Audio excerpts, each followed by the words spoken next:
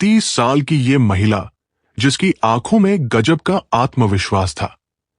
लंबी चाल, कंधों पर सलीके से लटकती वर्दी की गरिमा और आवाज में एक ऐसा ठंडा संतुलन जिसे सुनकर बड़े से बड़ा माफिया भी अपने पैरों में झंझनाहट महसूस करता था।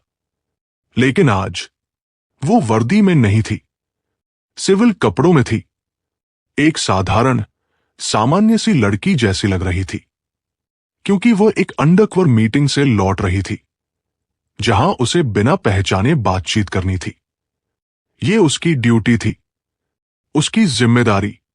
बारिश तेज हो चुकी थी। रोड पर पीली स्ट्रीट लाइट की चमक बोतल के पानी की तरह टूट रही थी। आशा अपनी गाड़ी खुद चलाकर घर जा रही थी, लेकिन अचानक रास्ते में पड़े टूटे टायर के कारण उसे गाड़ी रोकनी पड़ी।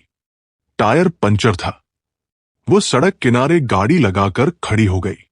सड़क सुनसान, मौसम बेरहम और रात का अंधेरा इतना गहरा कि सिर्फ गाड़ियों की हेडलाइटें ही दुनिया दिखा रही थी। आशा ने टॉर्च निकाली और टायर देखने लगी। उसी समय दूर से एक बाइक की आवाज आई। बाइक की रोशनी बढ़ी, हेलमेट उतरा और सामने आया इंस्पेक्टर राहुल। लंबा, गठीला, लेकिन आज उसका चेहरा शराब की लालिमा से भरा था। वो ड्यूटी पर नहीं था, कम से कम उसने ऐसा सोचा था।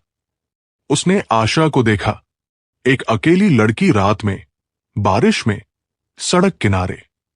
उसके चेहरे पर एक हल्की मुस्कान आई, जो इंसानियत से नहीं बल्कि कमजोर मानसिकता से पैदा होती है। ओ मैडम, इतनी रात में घर से भागी हो क्या? उसके शब्दों में खुहड़ता थी। आशा ने उसकी ओर देखा। धीमे, चमकते और नियंत्रित गुस्से से भरी आंखें। आशा, आप अपनी भाषा संभालिए और थोड़ा दूर रहिए। राहुल ठहाका मारकर हंसा। राहुल, अरे वाह, स्वैग तो देखो मैडम का। लगता है कोई मॉडल टाइप है। चलो चलो, बैग दे दो, मैं हेल्प करता हूं। वो नजदीक आने लगा। आशा पीछे हटी। आशा, रुकिए वहीं, मैंने कहा ना, दूर रहिए। राहुल टॉर्च की रोशनी उठाता है और उसके चेहरे पर डालता है। थोड़ी देर तक देखता है, लेकिन पहचान नहीं पाता। खूबसूरत हो, अकेली हो, बारिश में हो, और इतनी रात में। उसका इरादा साफ हो चुका था। आशा के भीतर का अधिकारी जाग चुका था, लेकिन अभी उसने अपनी पहचान बताना सही नहीं समझा। राहुल ने झटके से उसका हाथ पकड़ने की कोशिश की, और अगले ही पल एक तेज, मजबूत, सटीक पकड़ ने उसका हाथ हवा में रोक दिया। आशा, बिवेयर, ये आपका आखिरी मौका है। राहुल हंसा। उसकी हंसी में नशा था, और नशे में गिरा हुआ चरित्र भी। अच्छा, धमकी दे रही हो? चलो, अब मजा आएगा। वो और पास आया। जैसे ही वो उसके बेहद करीब आया, आशा ने उसका हाथ पकड़कर जोर से झटका, इतना तेज कि उसकी कलाई में क्रैक जैसी आवाज आई। राहुल दर्द से चीखा। राहुल, तुम्हें पता है मैं कौन हूं? आशा ने गुस्से से भरकर जवाब दिया, और तुम्हें पता है मैं कौन हूं? राहुल रुक गया। आशा ने पर्स से आईडी निकाली।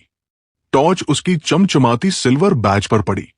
सुपरिंटेंडेंट ऑफ पुलिस आशा सिंह।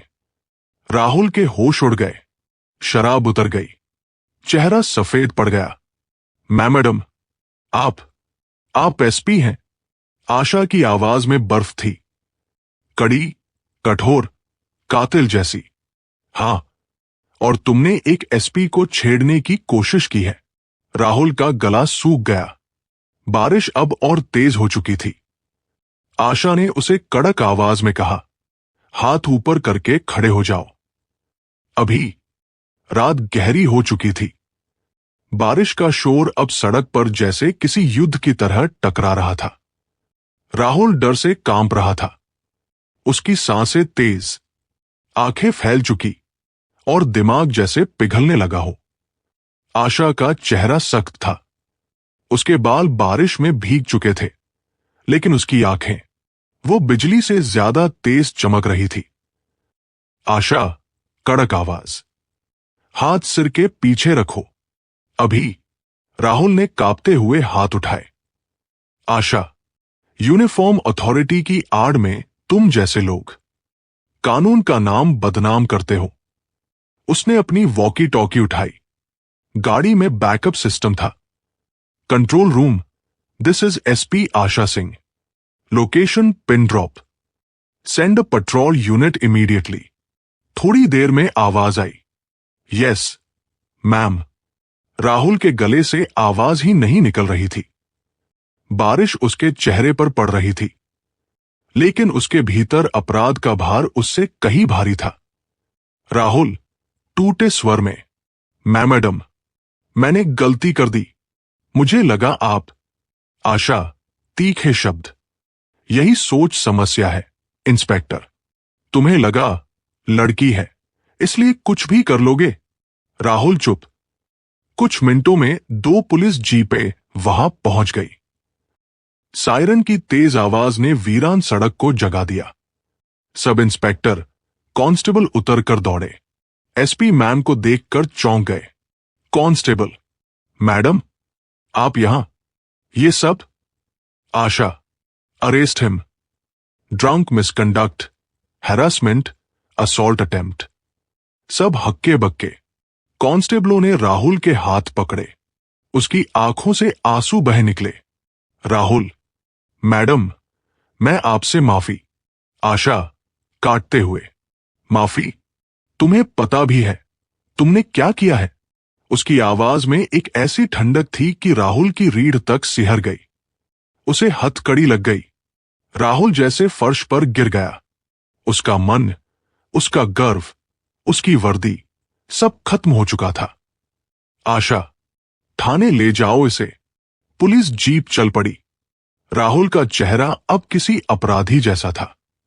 आधी रात थाने में अचानक एक अफरा तफरी फैल गई। जब एसपी की गाड़ी थाने के बाहर रुकी तो पूरा पुलिस स्टेशन सचमुच जम गया। कुर्सियां खिसकी, चाय गिर गई, सभी खड़े हो गए। थाने के शो ने जल्दी से दौड़कर सलामी दी। Good evening ma'am. वो हकलाया। उसे भी नहीं पता था रात में क्या ग्रीट करना है। जीप से उतारा गया राहुल। हथकड़ी में। उसकी हालत देखकर सभी थाने वाले चौंक गए। शो हैरान। ये राहुल? लेकिन आशा, इंटरोगेशन रूम तैयार करो अभी। सब समझ गए मामला बहुत गंभीर है। पूछताछ कक्ष में सिर्फ एक टेबल, 2 कुर्सियां और सफेद ट्यूबलाइट की तेज रोशनी। राहुल को अंदर लाया गया। वह बैठ भी न सका, पैर कांप रहे थे। आशा अंदर आई। दरवाजा बंद किया। कमरा चुप, बिल्कुल चुप। आशा, बताओ आज रात क्या हुआ? राहुल कांपते हुए, मैडम, मैं नशे में था। मैंने पहचाना नहीं। मैं। आशा, क्या तुम्हें लगता है कि अगर मैं एसपी ना होती तो तुम्हारा काम जायज था? राहुल का सिर झुक गया। राहुल, नन्ही। आशा, तो फिर ये लड़की अकेली है, कुछ भी कर लो वाला मानसिकता कहां से आती है? राहुल ने कोई जवाब नहीं दिया। उसकी आंखें भर आई।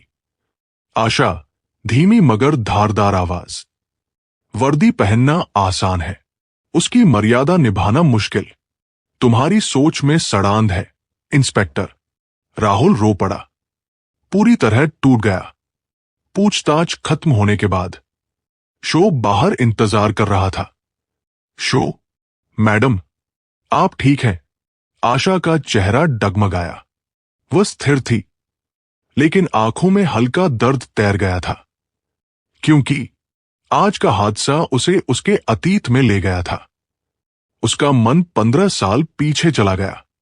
13 साल की आशा, स्कूल बैग पीठ पर, सड़क किनारे 3 लड़कों द्वारा पीछा किया जाना, उनके भद्दे कमेंट, उनकी हंसी, उनका एक हाथ उसके कंधे पर, उस दिन का भय उसने कभी भुलाया नहीं। उसी ने उसे पुलिस अधिकारी बनाया, सिर्फ इसलिए कि और कोई लड़की ऐसा दर्द न झेले।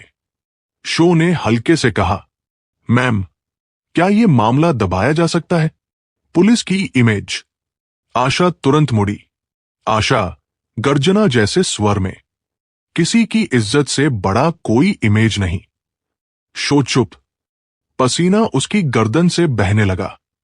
रात 2 बजे आशा ने घटना की रिपोर्ट सीधे DG, director general of police, को भेज दी। डीजी ने फोन उठाया। DG, Asha, is this true? Asha, 100% true sir. DG ने गहरी सांस ली। सुबह 10 बजे मीटिंग करो, मीडिया भी आएगी। ये मामला अब सिर्फ तुम्हारा नहीं, पूरे विभाग का है। आशा ने यस सर कहा और फोन रख दिया। अगली सुबह विंध्यापुर पुलिस मुख्यालय के बाहर सैकड़ों पत्रकार, कैमरे, माइक। पूरे शहर में एक ही खबर, एसपी को ही उन्हीं के इंस्पेक्टर ने छेड़ दिया। वर्दी वालों का चरित्र कहा जा रहा है, एसपी आशा सिंह का साहस। सोशल मीडिया पर हैशटैग शुरू, justice for Asha Singh, police reforms, suspend rape culture in uniform. उधर डीजी की मीटिंग में सभी बड़े अधिकारी। आशा अंदर आई। कमरा शांत। सबको पता था वह सही है। डीजी ने फाइल खोली। सभी अधिकारियों की नजरें एक साथ उस पर टिक गई। DG, inspector Rahul Mishra is suspended with immediate effect. कमरा स्तब्ध, लेकिन फैसला न्यायपूर्ण था। शाम को अचानक 2 काले एसयूवीज एसपी ऑफिस में दाखिल हुई। इनमें से उतरे एमएलए जगत प्रकाश, एक ताकतवर राजनीतिज्ञ। राहुल उसका रिश्तेदार था। उसके चेहरे पर अभिमान और सत्ता की चमक थी। वो ऑफिस में घुसकर बोला, एसपी मैम, मेरे आदमी को छोड़िए, वरना ये शहर आपको नहीं रहने देगा। आशा ने कुर्सी से उठकर उसकी ओर देखा। उसकी आंखों में ना डर था ना झुकाव। आशा, अपराध अपराध होता है, चाहे आपका आदमी करे या कोई और। एमएलए दांत पीसकर बोला, तुम जानती नहीं हो मैं कौन हूं। आशा, सर उठाकर, और तुम ये भूल रहे हो कि मैं कानू हूं। कमरे में सन्नाटा। एमएलए गुस्से से बाहर निकल गया, लेकिन उसकी आंखों में बदला था। रात को आशा को एक अनजान नंबर से धमकी भरा कॉल आया, तुम्हारा करियर खत्म कर देंगे, समझी? आशा ने फोन रखा। एक पल के लिए भी चेहरे पर डर नहीं आया। वो खिड़की पर जाकर खड़ी हो गई। बारिश फिर शुरू हो गई थी, लेकिन इस बार उसके भीतर का तूफान उससे भी ज्यादा तेज था। अगले दिन कोर्ट में भीड़ लगी। राहुल को पेश किया गया। वो बिल्कुल टूटा हुआ लग रहा था। ना आत्मसम्मान बचा, ना वर्दी। जज ने पूछा, चार्जेस स्वीकार हैं? राहुल बोला, जी, मैं दोषी हूं। कोर्ट में खामोशी, सब स्तब्ध। आशा की आंखें भर आई, लेकिन उसके चेहरे पर जीत की नहीं, बल्कि न्याय की चमक थी। जज ने अगली तारीख दी, पर सब जानते थे अभी असली लड़ाई बाकी थी। रात के 12 बजे एसपी ऑफिस से घर लौटते समय आशा की गाड़ी एक चौराहे पर धीमी हुई। सड़क सुनसान, हवा में अजीब सन्नाटा। अचानक एक काली स्कॉर्पियो सामने आकर रुक गई। आशा ने ब्रेक मारा। स्कॉर्पियो के दरवाजे खुले। 4 नकाबपोश आदमी बाहर आए, हाथों में हथियार। एक नकाबपोश, एसपी मैडम, एमएलए साहब का सलाम। आशा ने तुरंत रिवर्स करने की कोशिश की, लेकिन पीछे एक और गाड़ी आकर खड़ी हो गई। जाल बिछ चुका था। नकाबपोश लोग गाड़ी पर टूट पड़े, कांच तोड़ने लगे। आशा तुरंत सीट खोलकर किक मारी और दरवाजा खोलकर बाहर कूद गई। एक हमलावर उस पर झपटा। आशा ने उसे पकड़कर जमीन पर पटक दिया। उसका हथियार दूर गिरा। दूसरा हमला करने आया। आशा ने उसकी कलाई मरोड़ी और उसे दीवार से टकरा दिया। लेकिन 4 हमलावर थे, वो अकेली। तीसरे ने पीछे से गला पकड़ लिया। आशा ने कोहनी मारकर छुड़ाया। चौथा उसके पैर में चोट मार गया। आशा लड़खड़ा गई। एक हमलावर ने फुसफुसाया, एमएलए साहब का आदेश है, उसका सबक सिखाओ। जिंदा। आशा बेचैन हुई, लेकिन आंखों में डर नहीं, आग थी। वो सड़क के किनारे की लाइट के नीचे आ गई। वर्दी नहीं थी, लेकिन आत्मा में वर्दी थी। आशा भागी नहीं, खड़ी हुई, 2 कदम आगे आई। आशा, जिस औरत को तुमने कमजोर समझा, वही तुम सबकी बर्बादी लिखेगी। फिर वो बिजली की तरह झपटी हमलावरों की ओर। उसने पहला आदमी लात से गिराया, दूसरे के हथियार पर झपटकर उसे अपने कब्जे में लिया, तीसरे के हेलमेट पर मुक्का मारा। वो जमीन पर गिर गया, लेकिन फिर एक हमलावर ने उसके सिर पर वार किया। आशा जमीन पर गिर पड़ी, खून बह रहा था, दृष्टि धुंधली। हमलावर उसे गाड़ी में डालने ही वाले थे कि दूर से पुलिस जीपों की सायरन गूंजी। लाइटें उन हमलावरों पर पड़ी। शो और कई टीम वहां पहुंच चुकी थी। शो चिल्लाया, एसपी मैडम को छोड़ो। हमलावर भागने लगे। पुलिस ने पीछा किया। 3 गिरफ्तार हुए। एक भाग गया, जो एमएलए का खास आदमी था। शो दौड़कर आशा के पास आया। शो कंपते स्वर में, मैडम, आप ठीक हैं? आशा धीरे से उठ बैठी, चेहरा खून से भरा, पर आंखें अभी भी सख्त। आशा, मैं ठीक हूं। उन्हें थाने ले चलो। आज रात ये शहर समझेगा कि एक लड़की की आवाज कभी कमजोर नहीं होती। अगली सुबह थाने में पकड़े गए हमलावरों से पूछताछ हुई। तीनों ने एक ही नाम लिया, एमएलए जगत प्रकाश। ये सुनते ही डीजी ऑफिस में भूचाल आ गया। राज्य सरकार तक बात पहुंची। उस रात आशा की हालत गंभीर होने के बावजूद उसे अस्पताल से डिस्चार्ज किया गया। वह सीधे एमएलए के बंगले पर छापा मारने पहुंची। कैमरे, मीडिया, माइक्स, पूरे राज्य की नजरें वहां थी। आशा बड़ी ठंडक से बंगले में दाखिल हुई। आशा, जगत प्रकाश, आपको गिरफ्तार किया जाता है। एमएलए हंस पड़ा। एमएलए, मुझे? तुम? आशा, आंखों में विश्वास की आग। हां, क्योंकि इस बार ना तुम एमएलए हो, ना मैं लड़की। यहां सिर्फ कानून खड़ा है। पुलिस ने एमएलए को हिरासत में ले लिया। भीड़ तालियों से गूंज उठी। 1 सप्ताह बाद, कोर्ट का दिन। राहुल भी कोर्ट में था, कैदियों की लाइनों में। उसकी आंखें व्याकुल थी।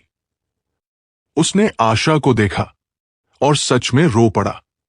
राहुल, मैडम, मैंने गलत किया, पर आपकी बहादुरी ने मुझे सिखाया कि वर्दी सिर्फ कपड़ा नहीं, जिम्मेदारी है।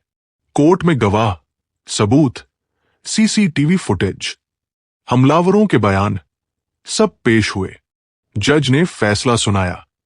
इंस्पेक्टर राहुल मिश्रा, मिसकंडक्ट और असॉल्ट अटेम्प्ट के लिए 5 साल की सजा। MLA Jagat Prakash, kidnapping conspiracy, attempt to harm government officer के लिए 12 साल की कठोर कारावास। पूरी कोर्ट में 1 सेकंड की खामोशी और फिर तालियों की गूंज। आशा की आंखों में हल्की नमी आ गई। दर्द की नहीं, बल्कि जीत की।